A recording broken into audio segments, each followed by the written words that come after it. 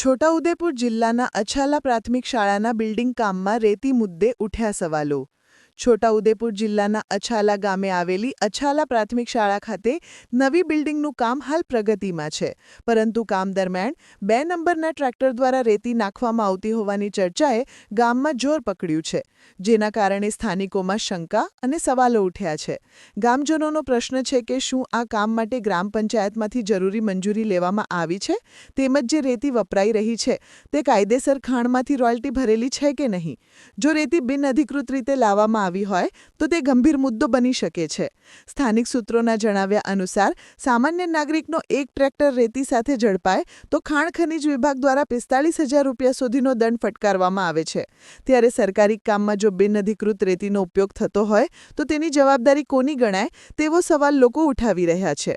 મહત્વનો મુદ્દો એ પણ છે કે જો દંડ વસૂલવામાં આવે તો શું તે રકમ ગ્રામ પંચાયતના ખાતામાં જ જમા થશે કે પછી ખાણ ખનીજ વિભાગ દ્વારા સંબંધિત કોન્ટ્રાક્ટર અથવા એજન્સી સામે સીધી કાર્યવાહી કરવામાં આવશે. હાલ ગ્રામજનો પારદર્શિતા અને યોગ્ય તપાસની માંગ સાથે આગળ આવ્યા છે. હવે જોવાનું રહ્યું કે સંબંધિત વિભાગો આ મામલે શું તપાસ કરે છે અને કયા પગલાં ભરે છે. રિપોર્ટર ઇમરાન મિર્ઝા, છોટાઉદેપુર.